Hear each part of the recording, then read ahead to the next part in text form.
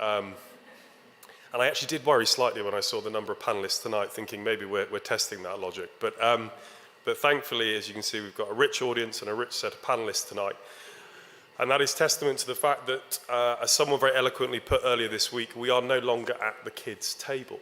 This discussion is increasingly mainstream, increasingly relevant and important to a number of countries. And I think great credit goes to an awful lot of people in this room for getting to that point, for research perspectives, NGO perspectives, IGO perspectives, but really country perspectives. You know, we're hearing quite rightly the necessity of action, not just ambition. And when we think about action, that boils down to parties in this place.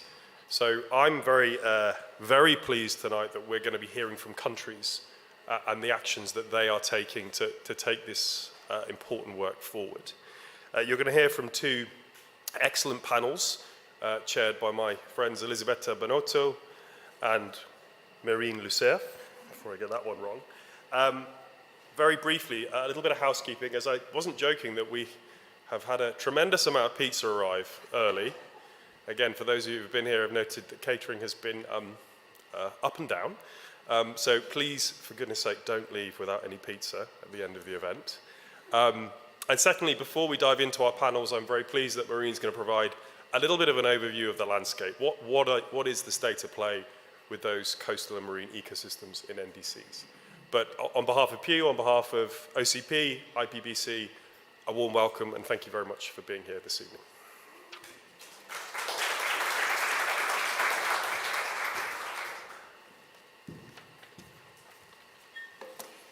Thank you very much, Tom, and thank you also for saying my name right. So as Tom mentioned, I'm actually here to talk about an NDC analysis that we conducted at the Ocean and Climate Platform with actually many friends of ours, the IUCN, the Conservation International, WWF International, and many more. So actually this analysis of all new and updated NDCs was conducted to determine the extent to which parties to the Paris Agreement included marine and coastal and nature-based solutions, and whether or not it was for adaptation only, mitigation only, or both. So to deep dive a bit into the numbers, I have this visual here behind me to say that out of the 148 new or updated NDCs that we reviewed, 97 of them include at least one coastal or marine nature-based solutions, which means 2/3, and it's actually not that bad. So this is a message of hope that I'm carrying here at the same time. So congratulations also to all the delegates, all the countries in the room that have been working for this over the last years. And this shows actually that there's a greater recognition from parties on the importance and the benefits that provide marine and coastal ecosystem. And I'm very happy to be able to discuss this also during the panel more in depth. The second point that I wanted to mention is that the NDC analysis found that countries often considered these coastal and marine nature-based solutions in their adaptation plans a bit more than in the mitigation side of the plan. So this is also something that we can see here on the graph. Almost half of the solutions, so it's 62 in total, the 61 plus 1, integrated coastal and marine nature-based solution specifically for mitigation purposes. To give you one concrete example, and of course I had to pick one, but there's many great others. Liberia committed to fully integrated mangrove greenhouse gas emissions and absorption in the national GHG inventory by 2030. When it comes to adaptation, we are rather around 2/3 of the submissions, 96 in total. And again, to illustrate, picking one example, Mauritius intends to improve the management of marine protected areas with the aim to rehabilitate wetlands and seagrass, as well as plant mangroves. So as you can see from the two examples, a great number of countries included mangroves rather than other blue carbon ecosystems like seagrass and salt marshes. But the use of coastal ecosystems, specifically restoring blue carbon ecosystem, is one of the nature-based solutions that was used the more. So that's also very important to note in comparison to, for instance, fisheries or other coastal adaptation plans. And my third point is that the analysis also really shows that there's a growing recognition of the co-benefits resulting from these coastal and marine nature-based solutions. I think, of course, of mitigation and adaptation, but there's also a great deal of mentions of biodiversity conservation, as well as the socio-economic benefits that are brought by these solutions. I think, for instance, of livelihoods in the context of fisheries, of indigenous people, community-based action. So this is also something that has been very prominent and very positive for these NDCs.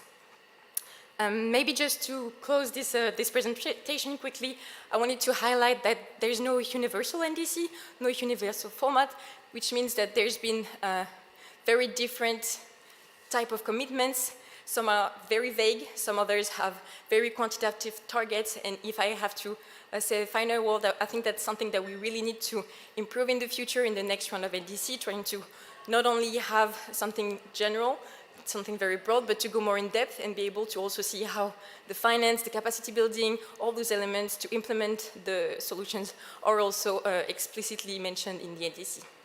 Thank you so much. And with that word, I would like to invite on stage Elisabetta Bonotto. Let me say the exact title so that I don't mess it up. Project Coordinator of the International Partnership for Blue Carbon at the Intergovernmental Oceanographic Commission of UNESCO. Thank you, Elisabetta.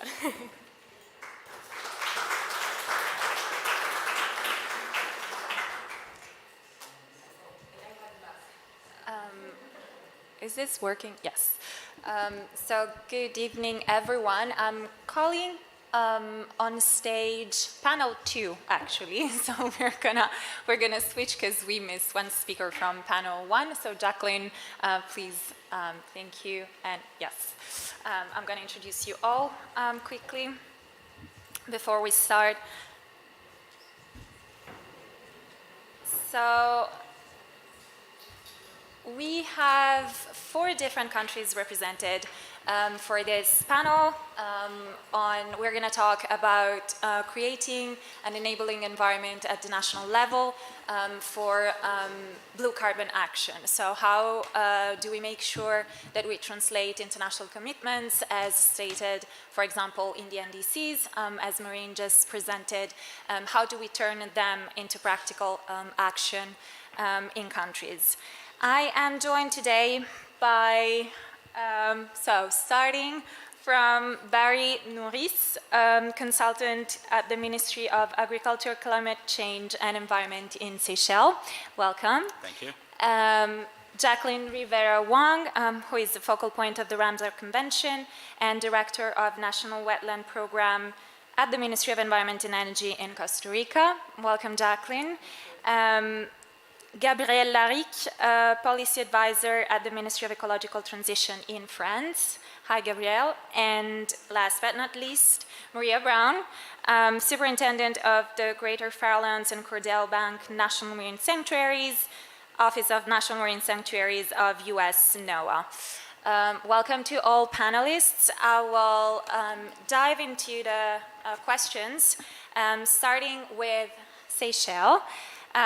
So we probably would like to set the scene a little bit and talk broadly about how in your country these ecosystems have been perceived by the populations, by people, if the importance of these ecosystems for communities has changed over time.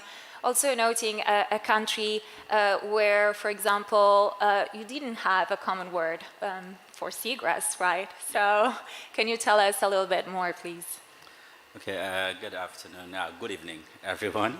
And thank you for inviting me on the panel this evening to discuss a little bit about Seychelles' current state of affairs in regard to blue carbon. First of all, I want to talk about the importance of such ecosystem to our country. As an ocean nation, we are completely exposed to all elements of nature. And as being controlled by a maritime climate, the mangrove plays a very significant barrier for us in terms of minimizing or managing the level of vulnerability that we have to elements such as sea surges. And important also for us is as we develop, as the country develop, we have a lot of potential impact that this can cause on our ocean, which we are heavily reliant on as part of our socio-economic development. So this is another very important key role of the mangrove ecosystem for us. And one of the reasons why in Seychelles this is critical as well, and maybe we're in a position also to give some sort of good level of management or control of what happens in the mangrove ecosystem, is that most of the mangrove ecosystem are located near to area which we consider as protected area. For example, marine park, such as the Aldabra area, where people cannot necessarily tamper with. So in return, we get that opportunity not only to benefit from it, but also able to manage it. So for us, this is some of the ways in which we benefit from the mangrove ecosystem. We talk about seagrass. Like you mentioned, we had not a lot of information about seagrass in Seychelles for quite a long time. We've had some work that has been done in the past, but very limited. The recent work done under the recent project that has been published, we found out that while mapping the seagrass, we get an understanding of the expanse of the seagrass and the ability for it to contribute towards our mitigation action. And not only the mitigation, that removal of carbon, but also we know that the root network of seagrass is also playing a very important role in how sand movement are occurring. And this helped to protect the coastal line of the island for so many years. And in some of the area, we've seen that despite we've had the tsunami, we've had many surges of sea level rise, this helped us very much to have a stable coastline in many areas on the island. So it's worth protecting.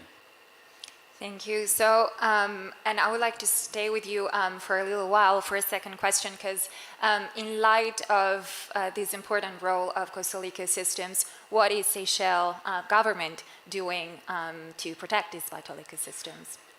The first thing we've done is to take stock of what we have, because you can't take any further action or make any decision if you don't know what you have.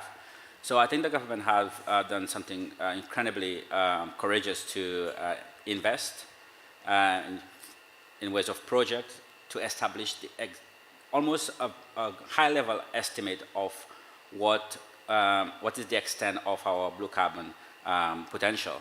So we've done study on mangrove, where we have managed to estimate the amount of carbon being sequestered by mangrove. And we've done that on 97% of mangrove in the country.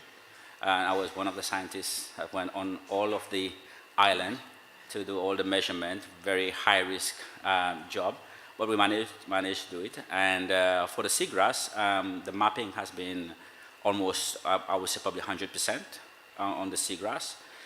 So by knowing what we have, the government had now something to present or to, I don't use the word bargain with, but in a way we can now go to the wall and say, look, this is what we have and this is the action we're taking. And that's why we were able to say we want to protect 100% of our mangrove. 100% in the sense that it gives us the socio-economic benefit, but also plays a very important role in our action, in our mitigation action, and help us to come very close to our net zero emission target.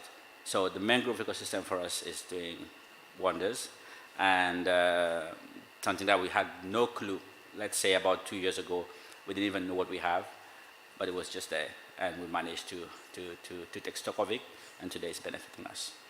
Fantastic. Thank you so much for setting the scene so well. I'll come back to you later, and now I would like to move to Jacqueline, because we probably all know that Costa Rica recently launched a blue carbon national strategy that was presented by Jacqueline at the IPBC Dialogue in Paris earlier this year too. And so maybe focusing more on on the next steps. Once you've taken stock of what you have, how do you make sure, what is the approach that you take in your experience to move things forward? Well, thank you, and I'm very happy to be here sharing. This is another opportunity to share all the work that we made in Costa Rica, but supporting a lot of people, a lot of partnership. So I'm very happy to be here. Action on blue carbon means restoration, monitoring, communication, training, and joint work actions. And they also mean nature-based solutions. So for us in our country, all the work in mangroves has very, very important because has been the doors or the windows for a lot of commitments. So let me share with you some of the experience learned, because this is the base for to be very clear for the next steps in our country. So approximately 10 years ago in Costa Rica, we start to talk about blue carbon, and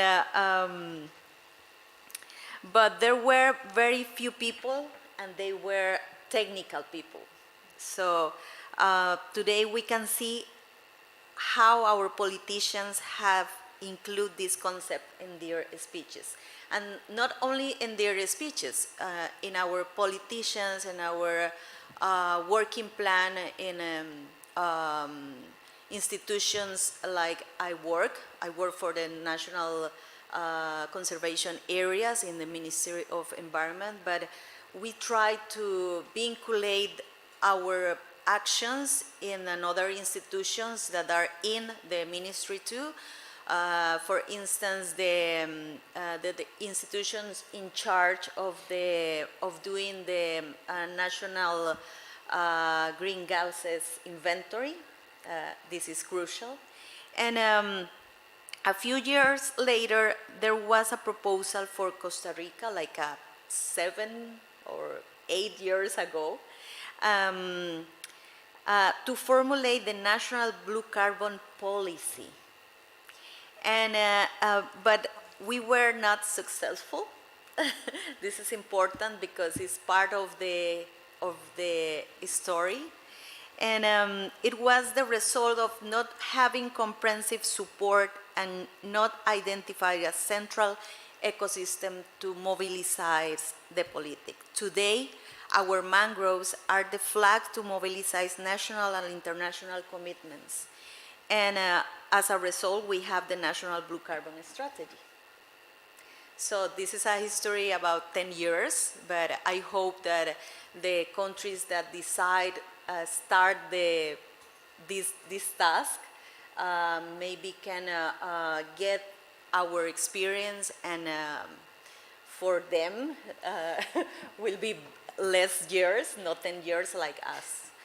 And also about 7 years ago, we started with a project to sell carbon credits, and but it was not successful too, because we didn't have the technical and scientific information to justify the methodologies and field application. Today, we have the basis to apply and evaluate nature-based solutions in the field. This is very important, but it's a work very hard, and we need a lot of financial. And probably this is the message that we need to vinculate in this COP, that all the countries that has decided to create information, technical and scientific information, need support, because we can create the basis, but we need a lot of support for our neighborhoods in the region and in other regions to advance, to go ahead quickly, because we need to action.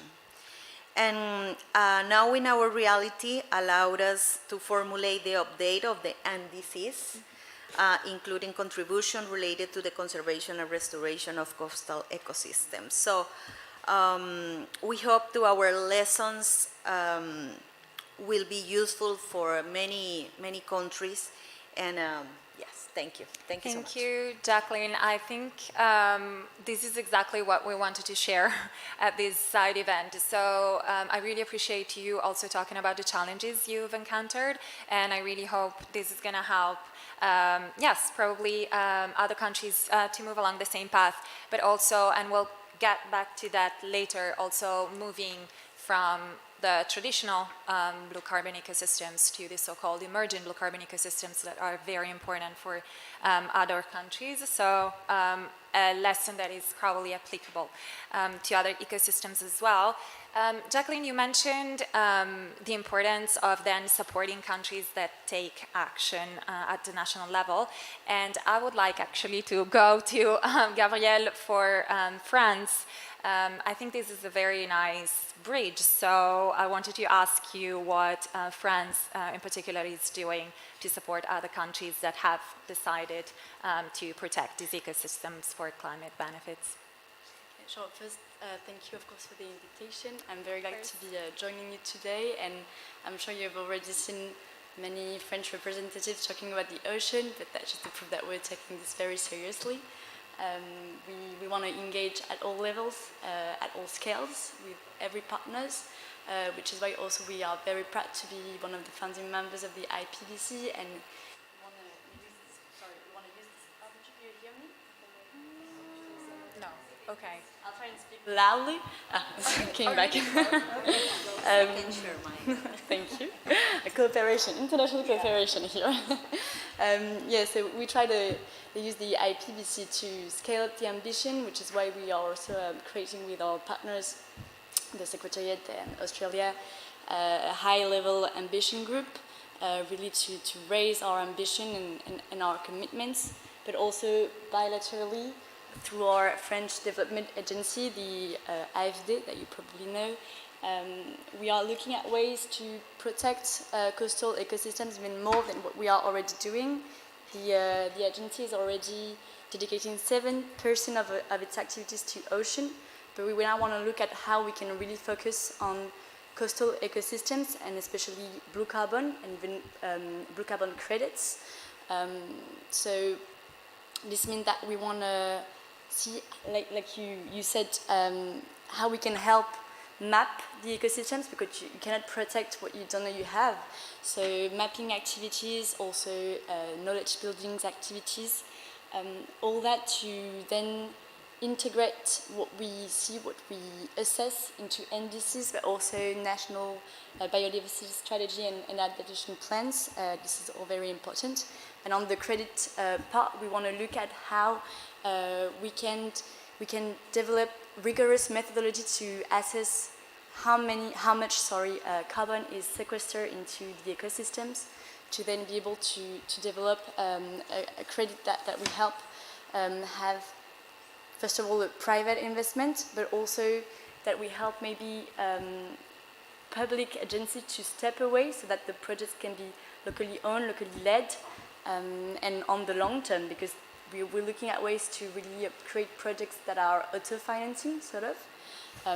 But of course, our main concern is that, and it's why we want to emphasize that we need strong and robust scientific methodologies, is that we don't want to really want to avoid any socio-economical downfalls.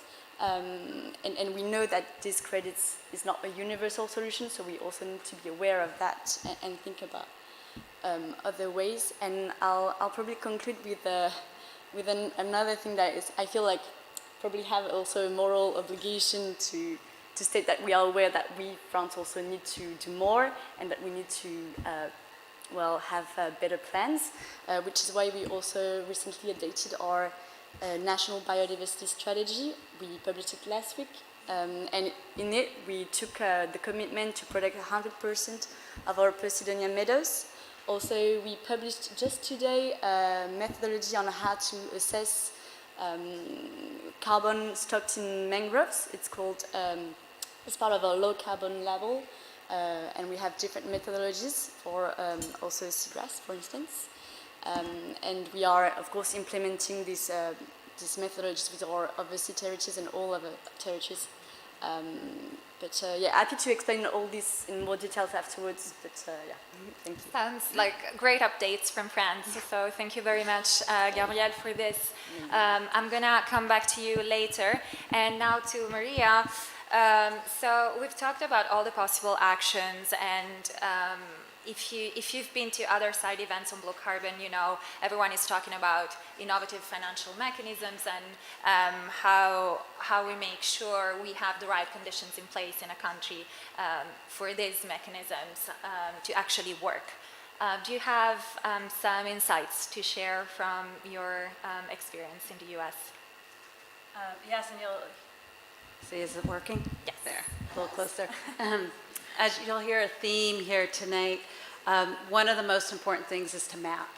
Because as you've heard, we need to understand where these blue carbon systems are. We need to understand how big they are, and then we need to collect data so that we can assess how effective these different ecosystems are at sequestering carbon. And depending on how healthy the habitat is, will depend how well it sequesters carbon. So we need that information. So once we have that information, that should then guide and direct funding. So we make sure that we are funding the areas that will have the greatest potential to sequester carbon. That's where our primary investment should be. It should also guide and direct policy. Policy to focus on protecting those healthy blue carbon habitats, because we're going to get the greatest amount of carbon sequestration from the healthy habitats. And then looking at where we need to restore habitat so that we can bring those habitats that are degraded back up to a healthy standard so that they can be more robust and sequester more carbon, so we can add to our carbon sequestration abilities. In the US, NOAA, the National Oceanic and Atmospheric Administration, has been investing in the Blue Carbon Inventory Project. And that project is a whole government approach to inventorying blue carbon, in which we're looking not only within NOAA, we are being funded by the State Department, we're working with the Department of Agriculture, we're working with our Environmental Protection Agency, and other federal government entities, so that we are all on the same, quote, page, that we are looking at these habitat and this blue carbon sequestration together, and it's not one agency planning a development where another agency is trying to protect or restore. So we're coming together with a united plan. And with this, we're looking at collaborating with other countries on the blue carbon inventory, with the goal of helping countries being able to estimate the greenhouse gas inventory so that it can be used towards nationally declared contributions and or national adaptation plans.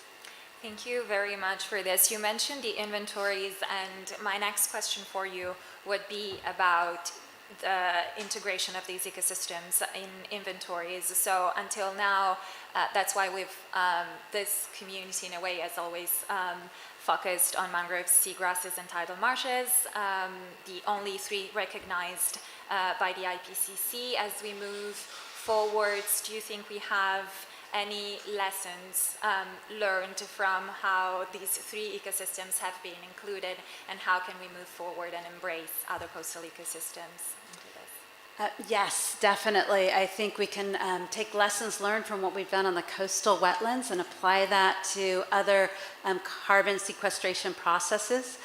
And it's what you've heard across the panelists is that the lessons learned are mapping.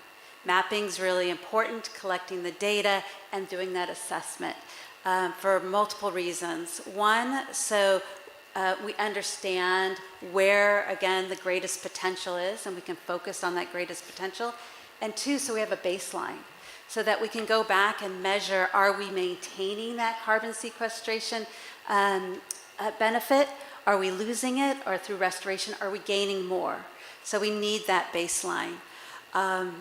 One thing that we'll be announcing actually tomorrow, you're going to get a preview, at another event in the U.S. Center, is that we are looking at different habitats right now.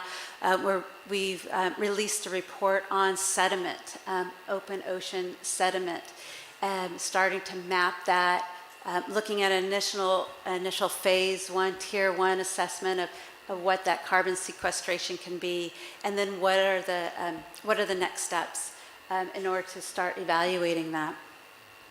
Another lesson learned that we can take from the coastal blue carbon and the Blue Carbon Inventory project is collaboration. Collaboration is key. Taking a whole society perspective on blue carbon. So it addresses what Costa Rica was dealing with, to make sure that we bring everyone on board to protect and restore blue carbon. So that means working across government sectors.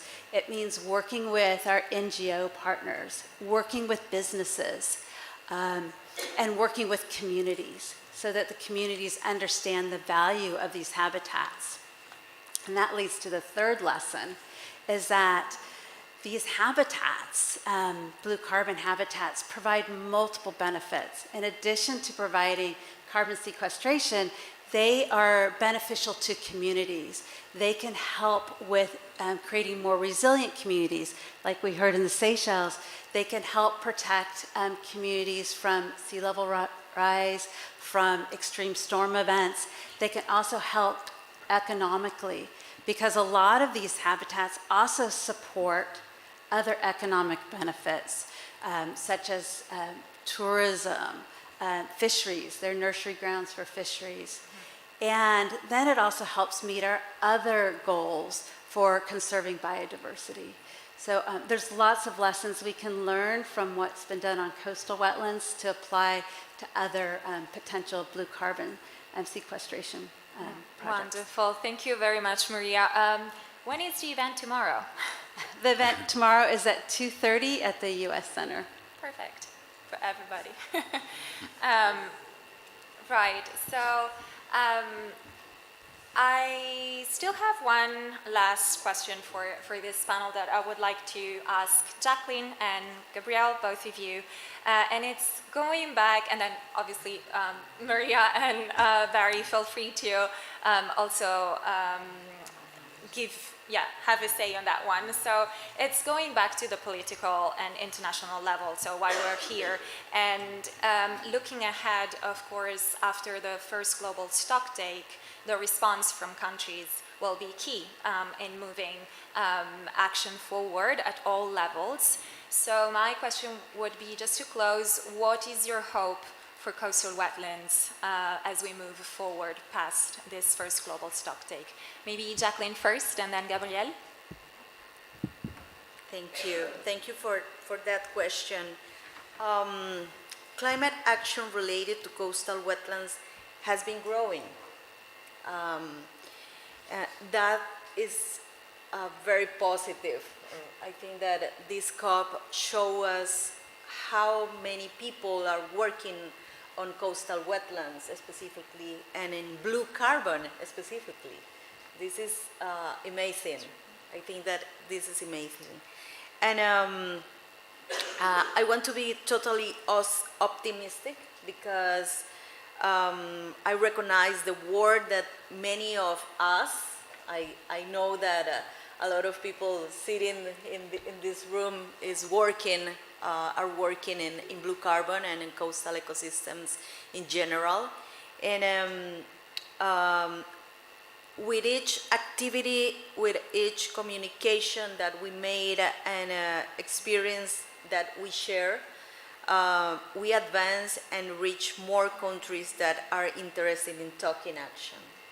So I hope that, for instance, the next COP probably will, I want to be totally optimistic. Please do. But we will, a lot of countries, a lot of more experience, not only Seychelles, because Seychelles is a champion, and other countries are champions. In Costa Rica, of course, are are working very hard, and but we want. I know that you want to, but we want to share a table with a lot of countries. So I think that this is an opportunity to put in the table the importance, the relation between the NDCs, the real actions that we can make right now, helping with the NDCs, and the relation between that and our coastal ecosystems.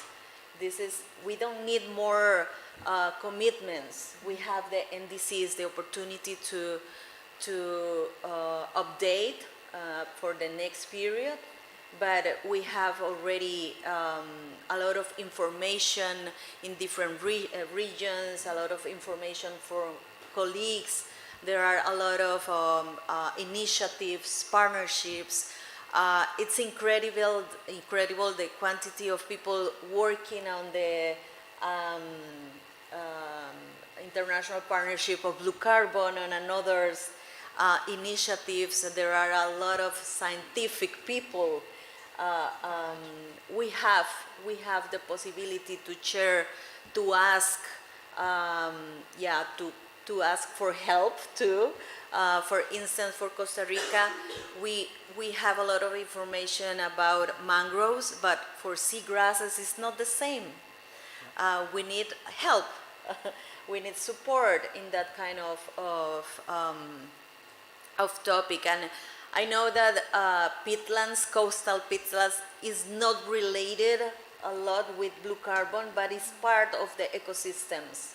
So there is a gap between peatlands, for example, in Germany, and the information, the lack of information that we have in our tropical ecosystems. So there is a lot of gaps, but there is a lot of people working. So I'm totally happy, and I hope for the next COP and the next year hear and see a lot of more actions to another countries. Thank you very much. That was indeed very optimistic. So thank you for sharing it with us. And we hope really to see these improvements also for the next years. And to you, Gabrielle, some last words on it? Well, first, a big round of applause for all the hard work that's been done since, at least COP25, but probably way before, and back to COP21 and everything, because this COP is doing a lot for coastal ecosystem and wetlands. We see it with mangroves particularly, but also for the other ones. So we need also to raise or maybe shed even more light on all the ecosystems. But focusing on this particular COP28, I would see three things. First, I would like to have, France and parties as well would like probably to see a good mention of the ocean in the GST, the global stocktake. One would be the minimum requirement, but we always need to do more. So it's one in adaptation, one in mitigation also, because as we've seen with marine fragmentation, mitigation sometimes lags behind. But also in the way forward, this is very important because, like we just understood well, countries, parties want to do more, and we need guidance on how to do that and how to raise the ambition on the protection of coastal ecosystems. So, I would say the ocean and the ecosystem needs to be seen as a solution to reach our objective for the Paris Agreement and COPs. Second, I would also suggest that we take this into account in the global goal on adaptation. Themes are being discussed, and especially ecosystems, and we need to think about the importance of ocean to adapt to climate change in that way. So we need to see how we can increase the resilience of our ecosystems to also increase our own resilience, and we need to protect both livelihoods, people, and ecosystems together, because we're sort of all in this together, right? And finally, it relates more to the ocean and climate dialogue. We'll be meeting in Bonn at the level of experts, but we also need to anchor this dialogue in UNFCCC processes and in the texts. It is important because, well, this is how also we move forward. We need to have a space where we can meet, we can engage at expert levels, because it is so important to share practices, to understand what is lacking, and also to understand how we can help each other. And the dialogue is really a real help in that, so we need to acknowledge that even higher level, sort of. But to briefly conclude, I would say also that, like Costa Rica said, we need to have a holistic approach to ecosystem. Sure, we're talking about coastal wetland. It's of course very important, but they are not separate from ocean ecosystem, from marine ecosystem, and from freshwater ecosystem. So we also need to see how the ocean biodiversity climate nexus works, and how all the ecosystems are interconnected. So, which is why I'm also very happy to see lots of synergies and lots of connections that are being done at this COP. We see events on BBNG, on the GBF, presentation of what the UNOC will look like, and that is very important to see how we can enhance ocean governance as a whole. And I will conclude there because It's perfect. Thank you very much. It's very comprehensive, and really we're ending the panel on a high note. So unless any of the speakers have anything to say, Barry? Yeah, sure. Please go ahead. Thank you very much.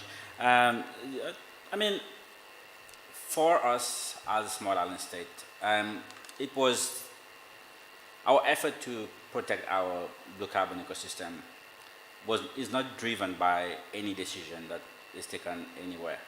It is driven by the importance of that ecosystem to our socio-economic livelihood. So it's that element that really drives the process. For example, if you don't have ownership of something, people will come and do anything with it. But in Seychelles, if you can't just go and do anything with the mangrove ecosystem, because first of all, you get in trouble with the fishermen, because that is their livelihood. You're playing with their livelihood. And being a country where we have a lot of fishermen, and they rely a lot on the traditional fishing with cage, and those fish, they need that mangrove ecosystem for them to reproduce. So you can't gamble with that. And knowing for a fact that because of the mangrove ecosystem, we are being protected from the element of nature. That is something that is dear to us. So before you decide to remove anything from that ecosystem, you get in trouble. So the sense of ownership is really what really drives the process for us. And we've gone as far as to establish the blue carbon roadmap. And even in the blue carbon roadmap, some countries are thinking of maybe having a policy or a set of strategy for mangrove. But we're not thinking to that level. We're thinking even further than this. I wish that other countries would probably adopt the same principle. Is that look at your country's policies as a whole and make sure that mangrove or blue carbon is streamlined into all these policies. Make sure that if you're having a policy on fishing, blue carbon is there. If you're having a policy on agriculture, blue carbon is there. Because all that at the end has some sort of connection. Either it impact or mangrove is protecting it. So if you are having a policy on road development, your mangrove ecosystem or your blue carbon ecosystem has to be in there. So looking at the policy in a holistic manner, and that is what we're doing, and this is what the roadmap is helping us to do. So irrespective of decision that can be taken globally, we are not waiting for those decisions to action, and that's what we've proven. We didn't wait for for us to have a protocol to determine our mangrove carbon sequestration potential. We went out and we got it done. And I will encourage countries not to wait, but there are people out there willing to help you. And Seychelles, we have a lot of experience, so you're all welcome to share in our experience. We have our PS here for climate change. I'm sure we'll be very happy to welcome you all and give whatever support we can provide. Lovely. Thank you very much for these last words. Maria, one very last word from you. I'd say it would be collaboration. This is a global issue, and so in order for us to solve it, we're going to need to work globally and collaborate. Absolutely. Thank you very much, which is perfect for the next panel that is about partnerships. So thank you very much. This was not prepared at all, but can drive us very well into the next panel. So thank you very much to all panelists.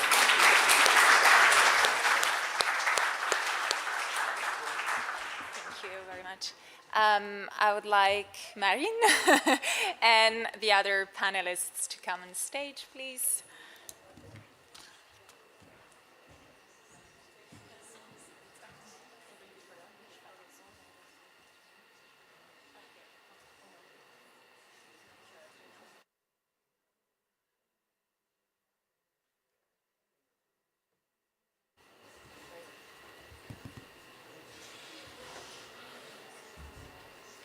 Please join us. Just take a seat wherever it's most convenient.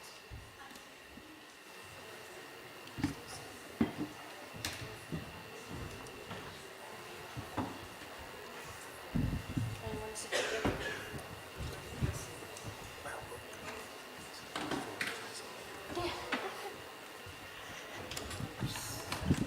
Un, deux. Okay, perfect.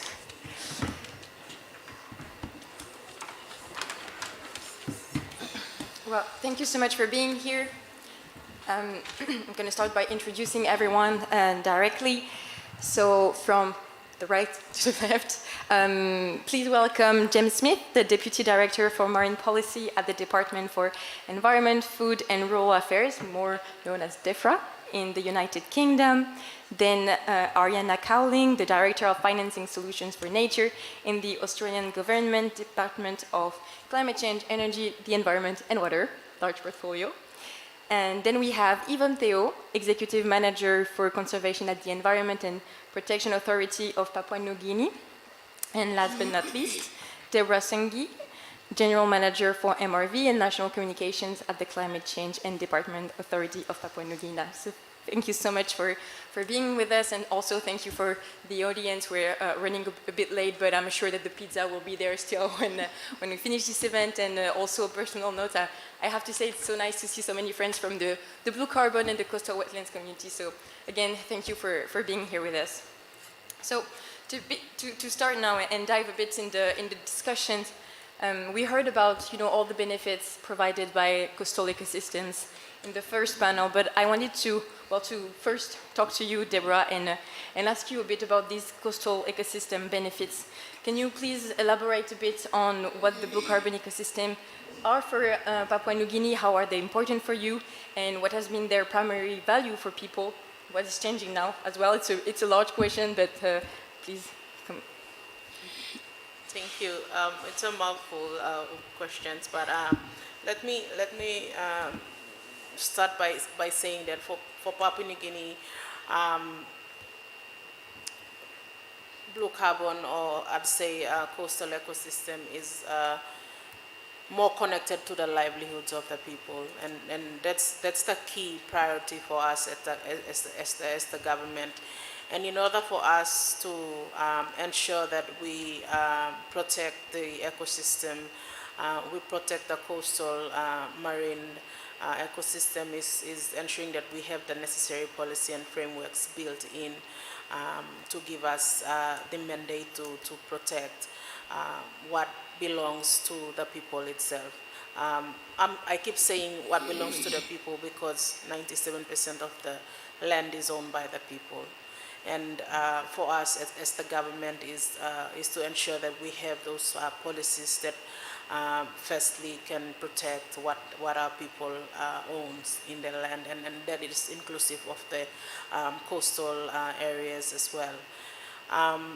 At the government level, and what we have done, I guess I've started on sitting in the panel with the IPPC since last year, and then moving forward is ensuring that we keep on the discussions that enable us as the government to provide that framework. We have started off with the Climate Change Management Act amendments, which also provides us the enabling framework for us to build in our policies and capturing in provisions that allow us to manage blue carbon. in Climate Change and Development Authority as a start, and to make a decision to include blue carbon in our enhanced NDC is we have to have the data, and that's a gap that we have. And we have identified this through a workshop that we held back in March this year. So having to bring in all our stakeholders together and ensuring that we map out, and I guess it links back to the panel discussion that we just had that concludes that having the reliable data is the foundation to ensure that we build in a policy that can work and address the challenges that we face. So for us, the Act allows and provides the provision, but ensuring that we have a framework and a roadmap really to implement is a priority, and that's something that the government is prioritizing and working towards. And the other key area is ensuring that we have the data available for blue carbon itself, and that includes the wetland category that we are here to work on. We've started off some support that we have received from the Australian government, and we are keen to elevate this further in terms of ensuring that we build into our national blue carbon policy, and that's the next step that we are working towards. We have the German government who's coming on board to assist us to build on that policy, and that's where we are in terms of ensuring that in a little way, but we are progressing to make sure we have that necessary policy framework at the implementation level to bring in all our stakeholders to lay out the framework that we can work towards implementing blue carbon. So that's basically the progress and the efforts that the government is really putting into addressing the issues surrounding the blue carbon and protecting our ecosystem. Thank you very much, Deborah, for these elements, and we'll circle back after that on the data and how you've implemented this. But I wanted to stress also that it's great that you mentioned people and the livelihood, because we always have to think about, ultimately climate action is also the well-being of not only ecosystems but also populations. So thank you for stressing that point.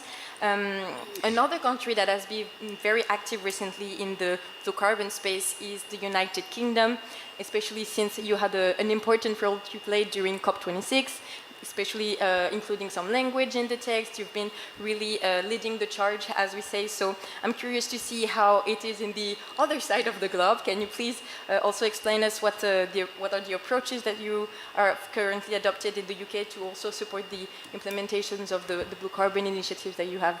Thank you. Fantastic, and thank you so much. Absolute pleasure to be here. So yeah, I guess firstly, it won't have escaped your nation your attention that the United Kingdom is obviously an island nation.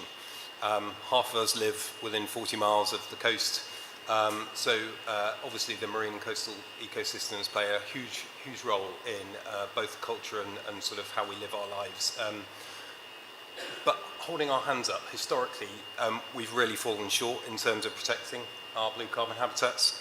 We estimate that since the 1800s we've lost 85% of our saltmarsh, and that seagrass has been lost in up to 50% of our waters around England.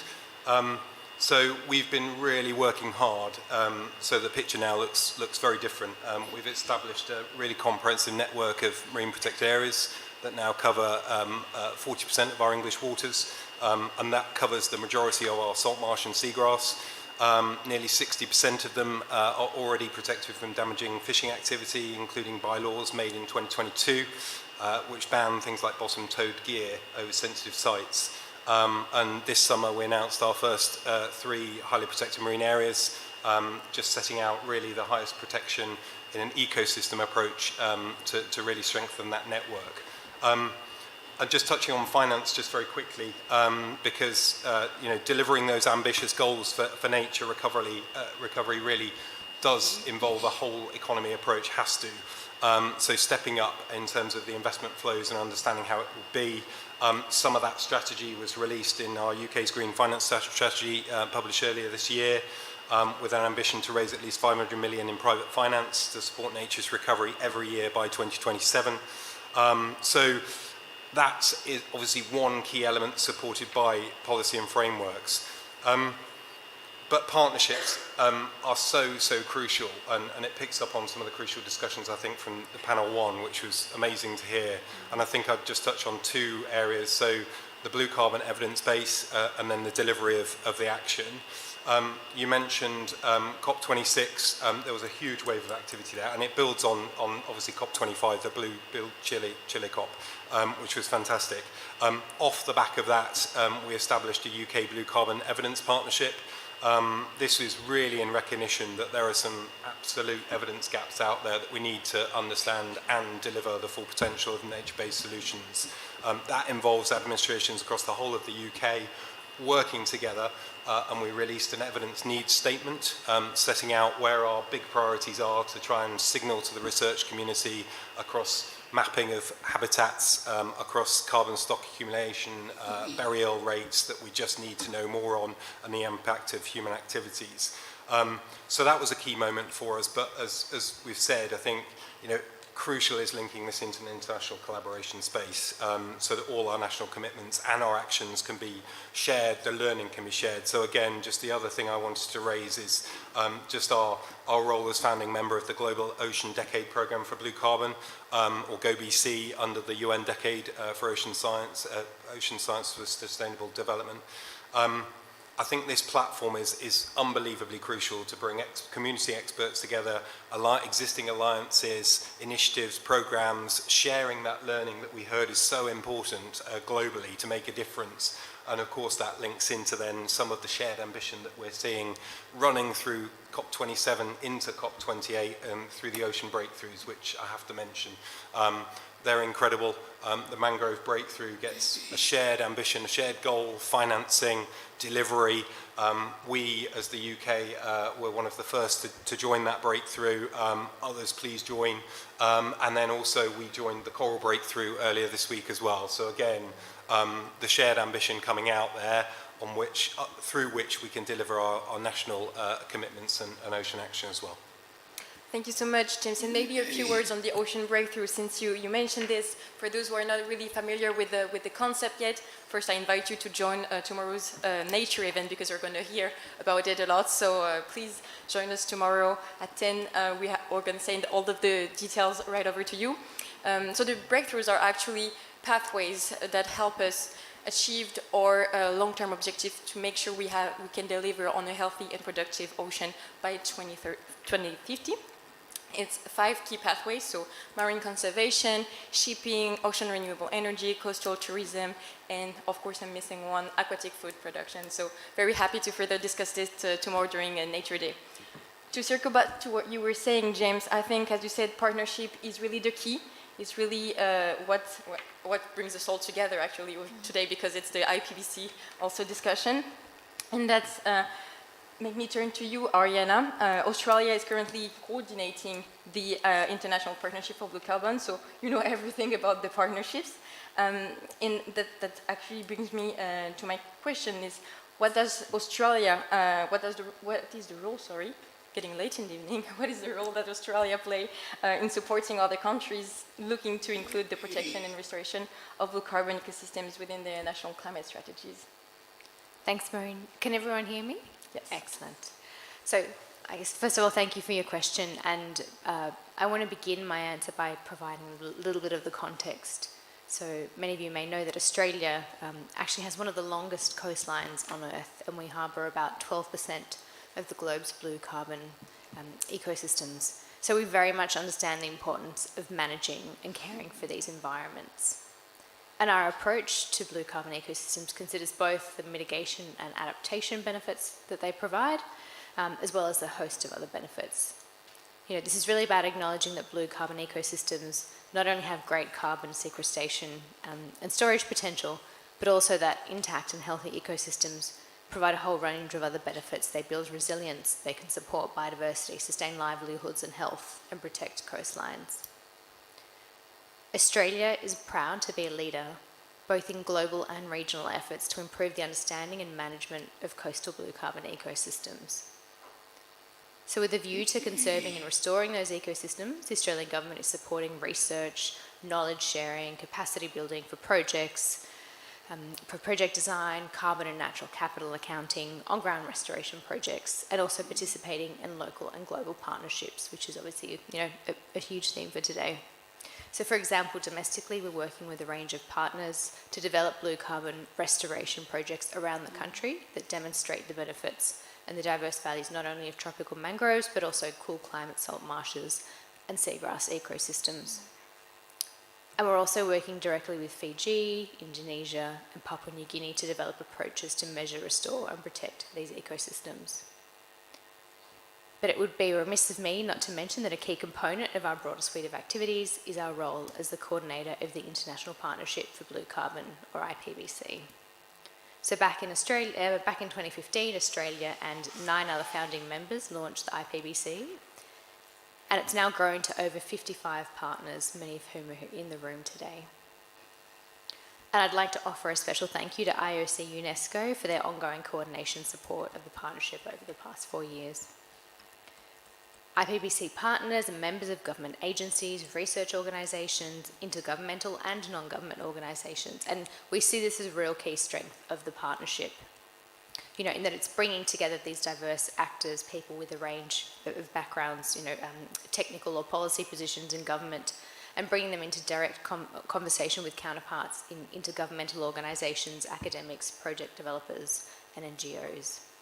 And ultimately, we all share a vision to conserve, restore, and sustainably manage blue carbon ecosystems. We also see that the IPBC is quite unique because it works through climate, biodiversity, finance, and community development themes. We're operating at an intersectional level, and we can leverage our efforts to support multiple outcomes via a range of stakeholders. Through enabling knowledge sharing and collaboration in blue carbon activities, the IPBC helps to utilise the specific strengths of its partners. And we're supporting each other in policy development and practical implementation, by sharing resources, identifying gaps and barriers, and finding solutions from our collective expertise. So to this end, just recently, the IPBC resources page was refreshed with the aim of offering access to many different partner-developed resources, accessible all in the one place. I probably don't need to tell this room, we can achieve so much more if we work together. Lessons can be learned from the collaboration between global experience and a connected and coordinated group of researchers, practitioners and policymakers from across the globe. Thank you very much, Ariana. And I think that Australia is also specifically supporting neighboring countries, including Papua New Guinea.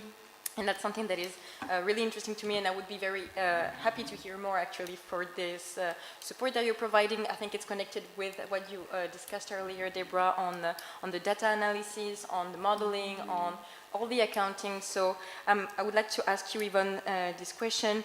What's the state of knowledge on the blue carbon ecosystems of Papua New Guinea? What are the gaps, and what steps have we taken to bridge these gaps, including through cooperation? Thank you. Thank you. Thank you. Papua New Guinea has got a vast ecosystem, the blue carbon ecosystem, which we have protected and tried to sustainably manage and restore through the various policies of the government that has been established so far. There are 3 questions. So in terms of carbon ecosystems, it provides profound benefits to the people of Papua New Guinea.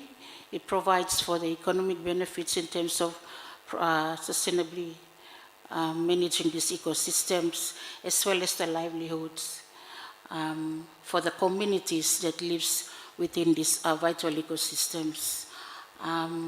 For the gaps, the question on the gaps, we've got a couple of gaps in terms of technical expertise, the policies, the capacity building of the people. We need to educate the communities so they do understand the benefits of caring for these ecosystems, for providing their livelihoods. For these gaps, in terms of addressing these gaps, collaboration and partnership is very important. So in terms of addressing these gaps have been addressed through collaborations and partnerships with the various NGOs, our donor partners, the governments, and the communities as well in terms of moving forward, in terms of restoring, conservation, and sustainably managing these vital ecosystems. For the government, in terms of also closing that gap, the government have established, developed policies in terms leaning back towards conservation management of the marine ecosystems that we are pursuing through the mangroves, the seagrass, and the tidal ecosystems. So we've got the Papua New Guinea has developed the oceans policy. That's an overarching framework in terms of doing management of ocean in the country. We've also developed the Papua New Guinea Marine Program. That's basically on coral reefs, fisheries, and food security. Also, the National Adaptation Plan that we've also developed, including the National Biodiversity Strategic Plan, and also the Sustainable Economy, Blue Economy Strategic Plan to 2030. So those are the policies that have been developed to chart the way for restoration, protection, and sustainably managing the ocean space.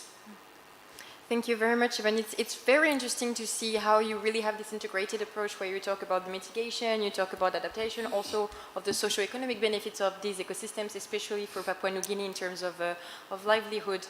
And that's actually a question that we had in mind.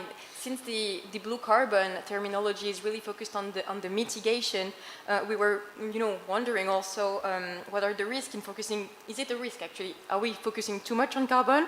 So how do we get the balance right? That's actually a question that I would like to ask you, James. Yeah, fantastic. No, thank you.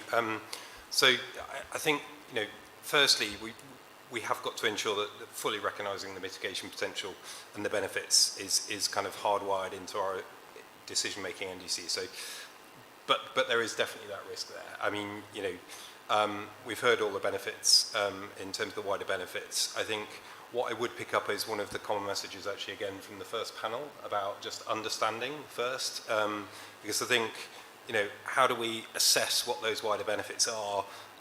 It is so much easier to protect if we can value it. Like we should be protecting and being precautionary, of course, but it's really hard to protect it if we can't value it and we can't assess where it is. And this comes back to some of the data gaps. So again, through some of the work that we're doing in the UK and prioritising at the moment, it is to understand and map the assessment of our ecosystems, where our natural capital is.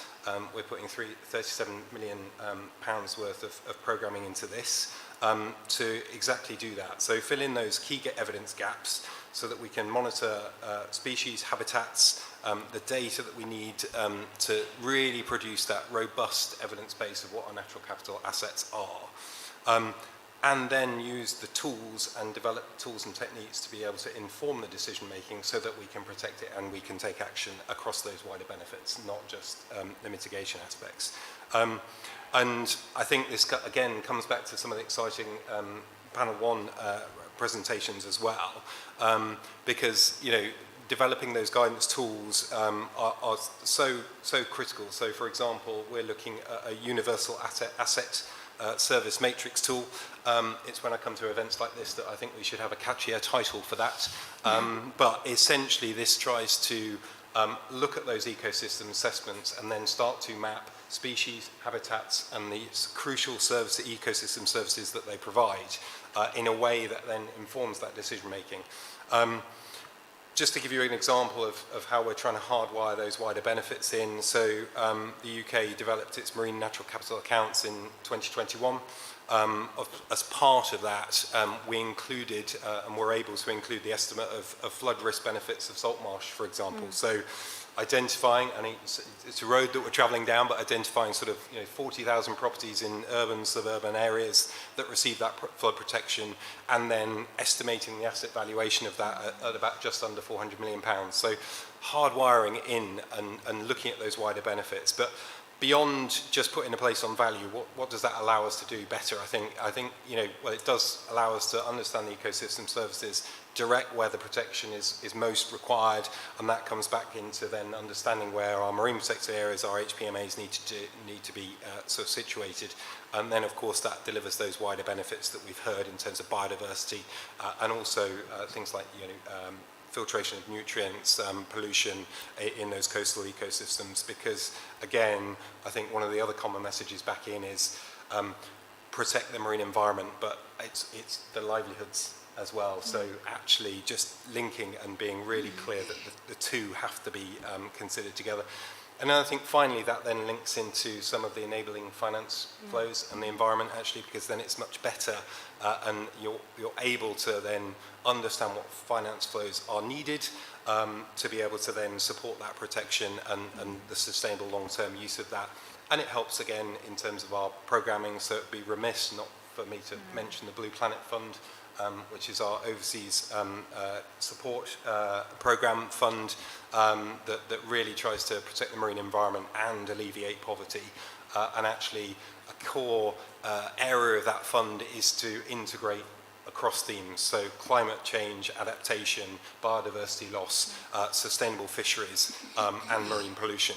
Think of them in terms of the single fund and what we can do.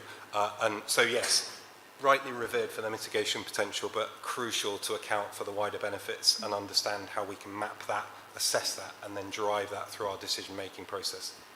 Thank you very much, James, for connecting the dot like this. And thank you also for bringing in the role of science. I like that you say evidence-based. I think it's also inclusive, because we need to talk about the science, but we also, of course, need to talk about indigenous and traditional knowledge. It's very important in the discussion.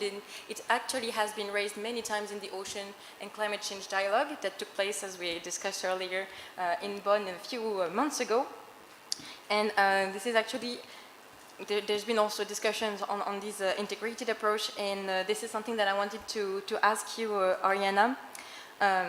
From your perspective on these discussions held during the dialogues, recognizing also the role of science, the role of integrated approaches, what does this mean in your perspective, and what are the key steps going forward?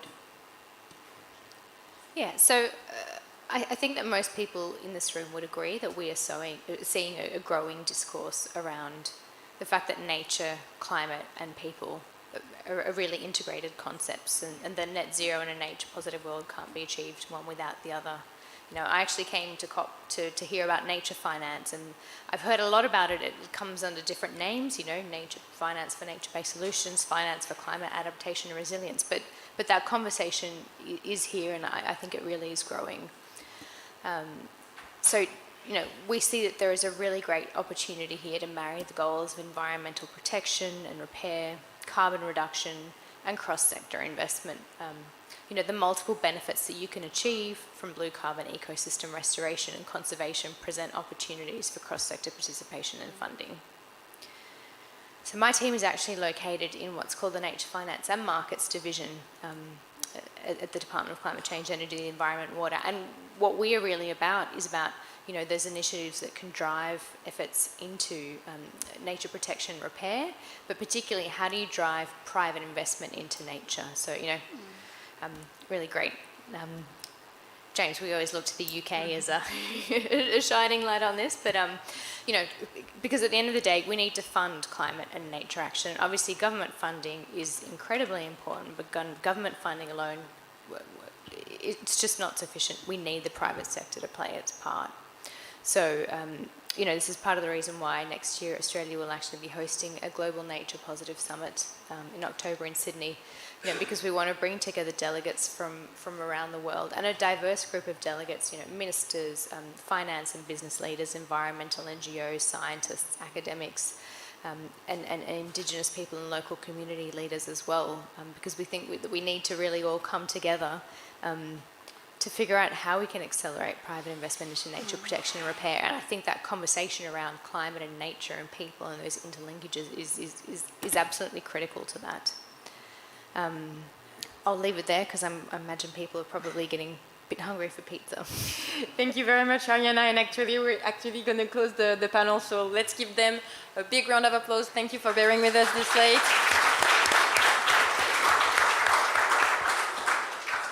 And Thomas, now I'm looking at you to say a few words and close this event. Thank you very much.